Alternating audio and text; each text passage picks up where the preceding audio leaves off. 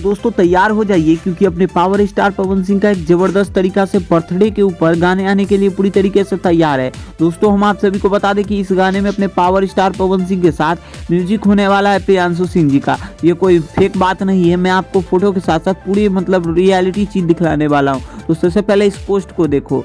Recording हो गई बा 05 तारीख के बाद, याद बानू upcoming blast song with your powerful power star Singh Pawan 99 भैया।